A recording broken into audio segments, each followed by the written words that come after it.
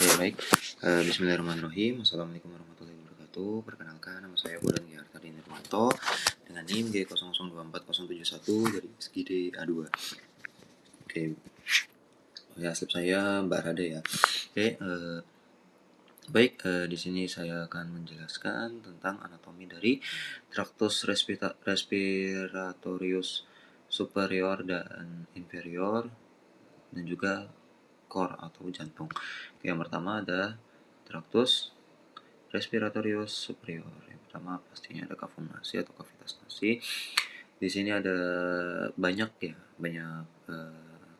bagian-bagian. Contohnya ada dari vestibulum nasi atau lubang hidungnya, lalu ada kongka nasalis superior, inferior, dan media. Lalu kalau ada kongka pasti ada meatus ya. Ada meatus superior, meatus inferior, dan meatus media. Lalu di atas meatus dan kongka itu ada namanya nervus olfactory atau regio olfactory ya. Di situ tempatnya nervus olfactory atau nervus pertama, nervus 1 ya. Di situ sebagai reseptor ya, indera penciuman untuk ya tau lah ya. Lalu di situ ada sinus sphenoidalis dan juga ada sinus ethmoidalis. Oke. Lalu di situ juga di kongka superior di kongka nasalis media. Di situ ada beberapa muara. Contohnya ada hiatus semilunaris, ada infundibulum maxillare, lalu ada processus unguinatus, lalu ada bulla ethmoidalis, dan juga ada infundibulum ethmoidale. Lalu di superiornya itu ada muara dari apertura dari sinus sphenoidalis. Lanjut ke faring. Faring ini dibagi menjadi 3 bagian, yaitu ada nasofaring, orofaring, dan juga laryngofaring. Nah, di nasofaring sendiri itu nanti ada bagian-bagiannya. Contoh kayak ada ostium, pharyngeum, tubae auditivae, lalu ada tonsilla pharyngea ya, yang bentuknya seperti bergerigi gitu. Lalu ada plica salpingopharyngea, lalu ada torus levatorius ya. Mungkin itu saja. Lalu lanjut ke orofaring. Di orofaring kita nanti akan menemukan adanya tonsilla palatina yang itu ya, kelenjar tonsilla itu yang sebagai pendeteksi adanya batu amandel atau tidak kalau kena penyakit namanya tonsilitis. Oke. Lalu ada arcus palatopharyngeus dan juga ada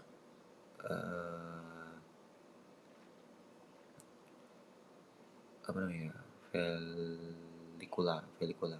Oke, ada velicula juga di situ sebagai tempat menangkapnya benda asing yang tumpul. Sedangkan kalau yang tajam itu di fossa piriformis. Nah, lalu kita lanjut ke laryngofaring. Di laryngofaring ini kita ada nemu ini ya, epiglotis. Epiglotis ini fungsinya buat apa? Jadi epiglotis ini fungsinya untuk menutup saluran trakea ketika kita itu sedang menelan atau meminum. Jadi ketika kita sedang menelan atau minum, kita usahakan tidak berbicara, tidak sambil ngomong, karena kita kalau berbicara kita tuh otomatis kan mengeluarkan udara. Kita mengeluarkan udara berarti saluran trakea itu kan terbuka. Kalau terbuka dan makanan dan juga air tadi masuk ke paru-paru, itu bisa menimbulkan bahaya. Oke. Faring cukup sekian. Kita lanjut ke laring. Nah, di sini ada kartilago yang ada di laring. Contohnya ada kartilago epiglotis, lalu ada kartilago thyroidea, lalu ada kartilago corniculata, ada kartilago ada kartilago arytenoideae. Lalu selain itu juga ada ligamen-ligamennya, ada ligamen cricoarytenoideum, ada ligamentum thyroepigloticum dan sebagainya. Oh ya, ini gambarnya dari penampang anterior dan posteriornya ya. Nah, lalu kita lanjut ke kavitas laringis. Di kavitas laringis ini namanya juga kavitas, seperti kayak ibaratnya kayak penampung atau apalah itulah.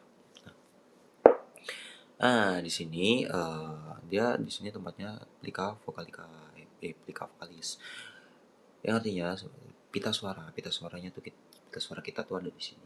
Yang mengatur suara kita, mengatur nafas juga di sini ya. Nah, ini ada beberapa pembukanya nih. Yang pertama ada normal respirasi. Itu pembukanya lumayan kecil seperti itu. Lalu untuk forced respiration itu dia akan membuka lebih lebar karena kita bernafas lumayan dalam. Lalu ada phonation atau kita tidak bernafas atau tidak berbicara seperti itu. Dan dia akan menutup sempurna. Lalu ada whispering atau kita berbisik gitu, kayak ayo ayo ayo ayo. Nah, kayak gitu kan. Suara kita kan tidak bergetar tapi kita mengeluarkan suara itu dari udara yang kita keluarkan seperti itu.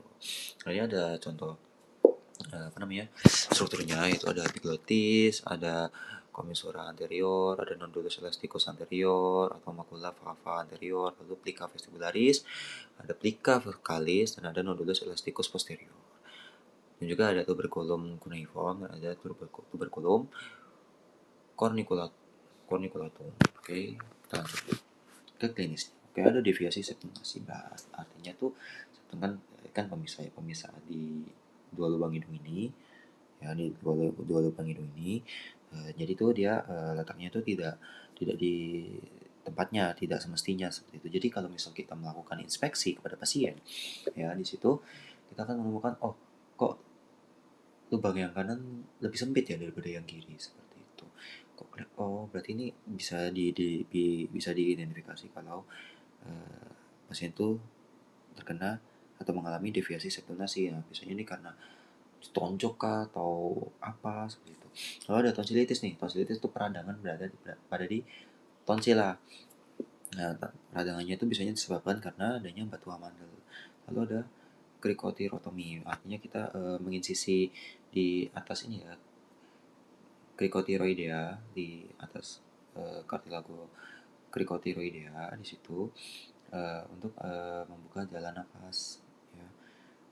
Kalau misalnya mengalami obstruksinya tuh di atas krikotirotomi. Oke, kita lanjut ke koron. Ada perikardium. Perikardium itu ya selaput pelindung jantung. Singkatnya seperti itu. Nah, perikardium ini memiliki dua lapisan. Yang pertama ada perikardium fibrosum dan ada perikardium serosum. Yang luar itu fibrosum.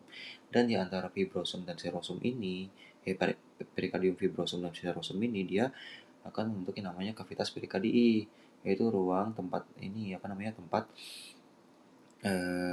cairan perikardium atau likor perikardii. Cairannya itu buat apa? Cairannya itu buat lumas. Yang menghasilkan siapa? Yang menghasilkan itu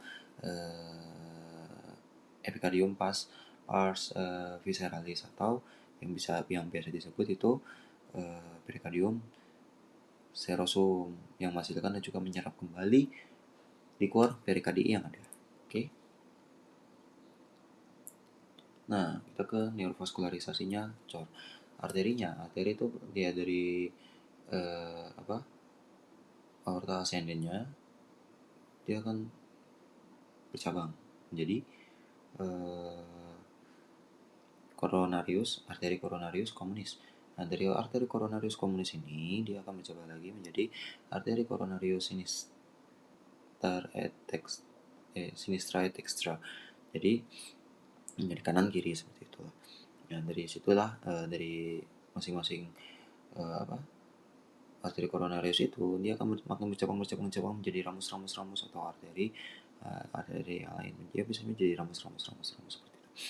Ya, contohnya ada ramus marginalis sinistra, lalu ada ramus circumflexus, lalu ada ramus lateralis, ya. Lalu ada ramus interventricularis, ada ramus marginalis juga. Lalu untuk pembuluh venanya ini nah itu yang ada yang struktur yang gede banget, itu yang paling gede itu namanya adalah sinus coronarius.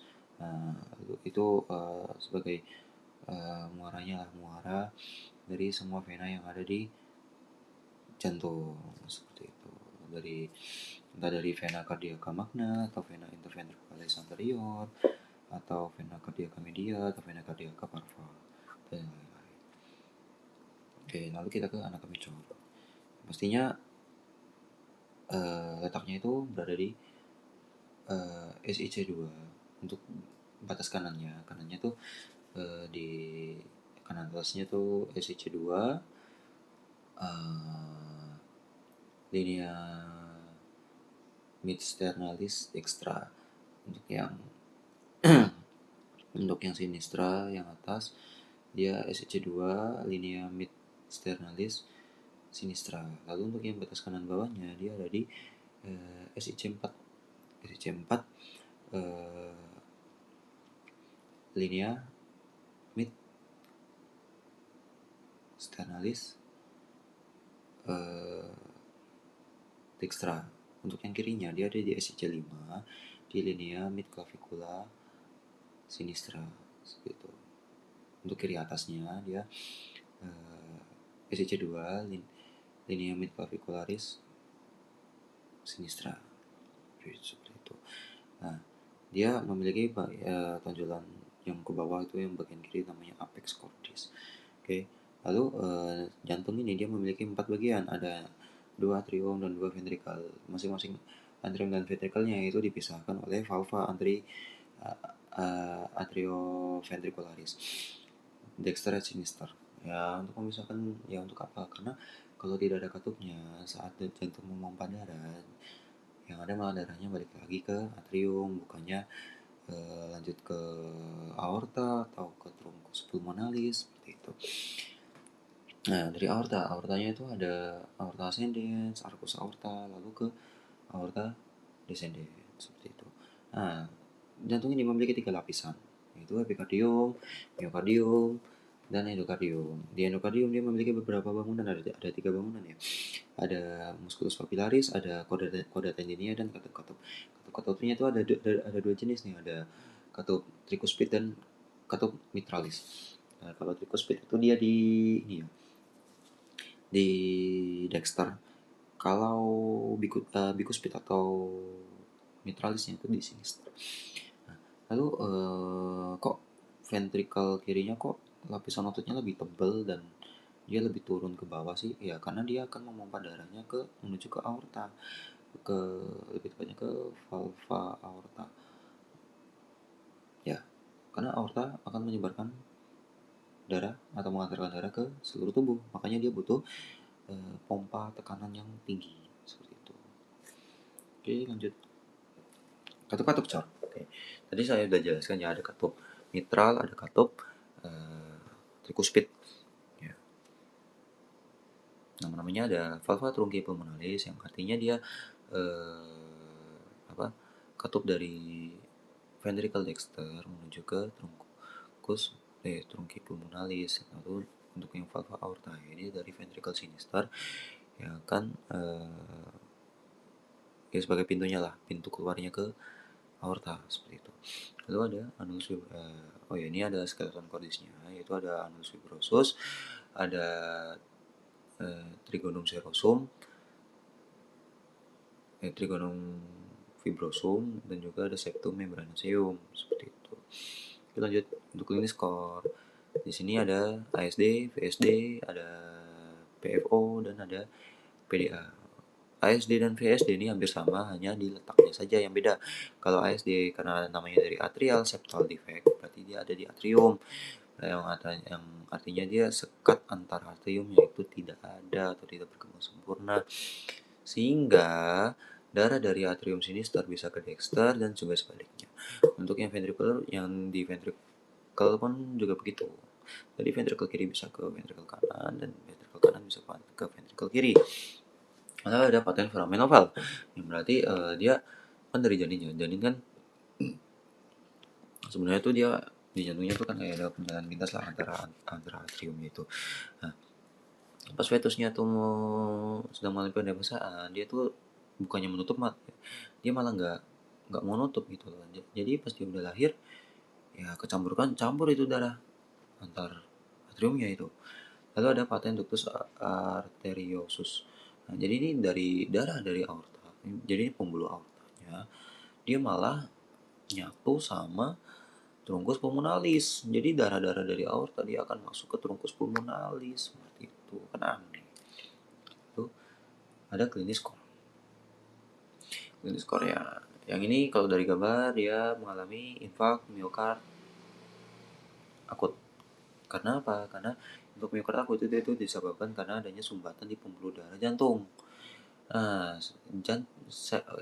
cukup diingat, sel-sel jantung itu tidak bisa beregenerasi. Oke. Jadi, kalau ada sumbatan, darah nggak bisa ngalir lancar. Darah nggak bisa ngalir lancar, nggak bisa ngasih oksigen, nggak ada oksigen, sel-selnya mati. Otomatis akan mengalami nekrosis. Nekrosis itulah yang bisa menyebabkan yang namanya serangan jantung di masa yang akan datang. Seperti itu. Dan jaringan-jaringannya mati itu harus diangkat. Kalau tidak, ya percuma aja. Seperti itu. Oke, lanjut ke tractus respiratorius inferior. Di sini ya bahasnya kita bahas dari trakea sampai ke alveoli, sampai ke pulmo aja lah ya. Nah, ada trakea. Trakea itu tersusun dari dua struktur, yaitu dua struktur utamanya, yaitu cardiagotrachealis dan juga musculus trachealis. Cardiagotrachealis itu bentuknya khas banget, yaitu seperti tapak kuda atau seperti huruf C. Nah, yang menghubungkannya apa biar dia seperti bulat seperti itu? Ini musculus trachealis yang menghubungkan ujung antar kartilagonya. Nah, seperti itu. Kok trakea kok perlu kartilago sih? Ya karena kalau nggak ada kartilago ya susah bray, apa namanya, susah banget itu apa namanya, untuk menjaga agar siklus pernapasannya itu tidak terganggu seperti itu. Dan trakea dia akan bercabang menjadi dua, menjadi bronkus primarius. Namanya itu bifurcatio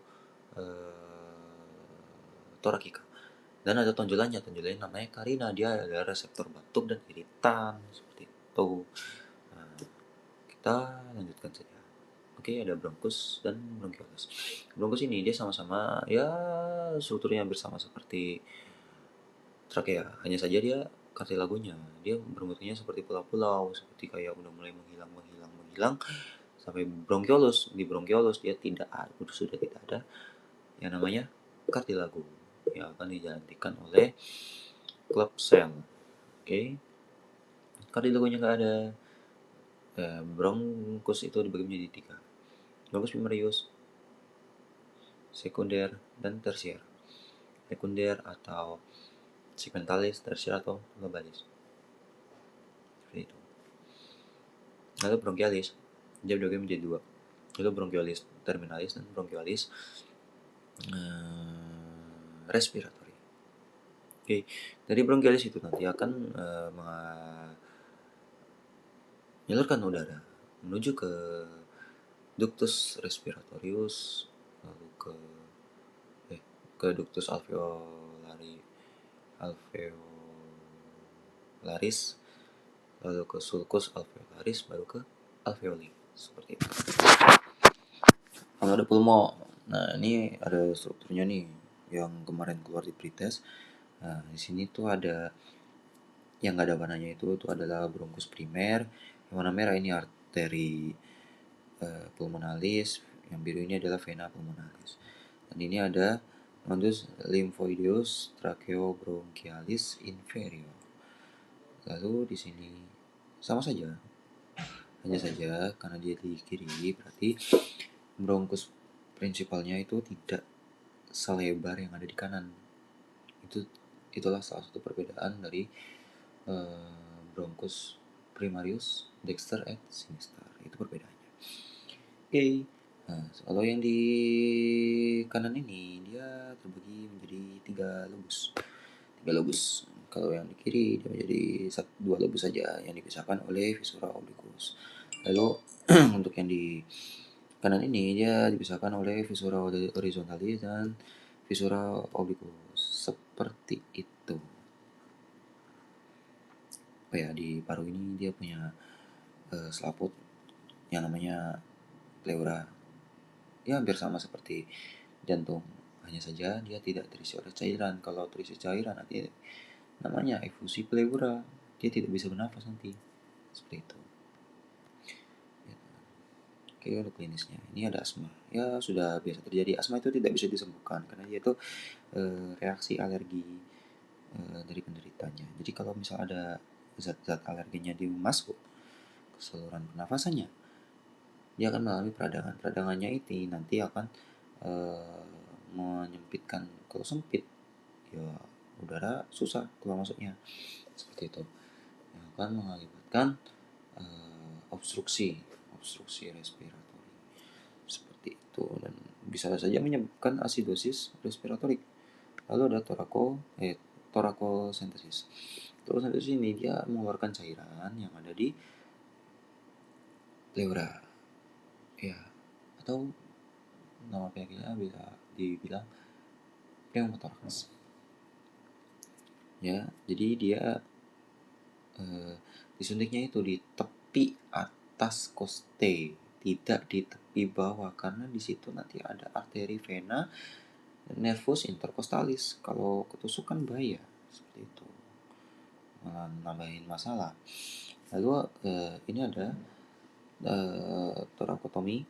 Dia melakukan pembedahan di antar dua tulang koste untuk meraih bagian intrapluralnya,